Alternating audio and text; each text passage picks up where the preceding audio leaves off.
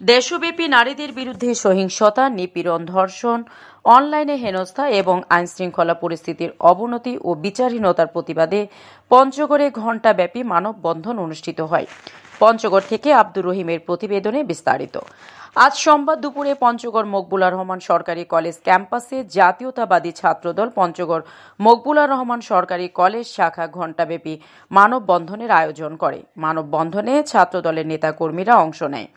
এ সময় পঞ্চগড় জেলা ছাত্রদলের সভাপতি তারেকুজ্জামান তারেক, সাধারণ সম্পাদক রোকনুজ্জামান জাপান, কলেজ শাখার নেতাকর্মীরা বক্তব্য রাখেন। বক্তারা অবিলম্বে ধর্ষকদের গ্রেফতার করে আইনের আওতায় এনে বিচারের দাবি জানান। বিগত 2 মাস ধরে অন্তত সমগ্র বাংলাদেশে যেইভাবে নারী হেনস্থা সহ গুম, খুন, লুটপাট, ডাকাতি হচ্ছে, এ যেন এক 71-এর নতুন আরেকটা ছবি।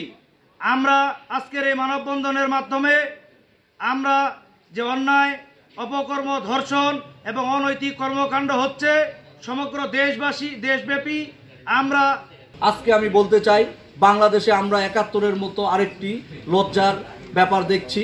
কারণ এই বাংলাদেশে গত কিছুদিন ধরেই আমরা ছোট ছোট শিশুদের যে নির্যাতন, ধর্ষণ হচ্ছে, এটি খুবই দুঃখজনক। এবং সেই সাথে আমরা বাংলাদেশ জাতীয়তাবাদী ছাত্রদল লক্ষ্য করছি, বাংলাদেশের যে প্রশাসনিক ব্যবস্থা আছে সেটি চরম একটি ব্যর্থতার পরিচয় দিচ্ছে। তাই আমরা এটির তীব্র নিন্দা ও প্রতিবাদ জানিয়ে আমরা অবিলম্বে যারা এই ধর্ষণ, খুন বাংলাদেশে চালু রেখেছে তাদেরকে আইনের আওতায় আনে ফাঁসির দাবি জানাচ্ছি। সারা বাংলাদেশে যা পরিস্থিতি চলছে, এই পরিস্থিতি দিন দিন খারাপ হয়ে যাচ্ছে।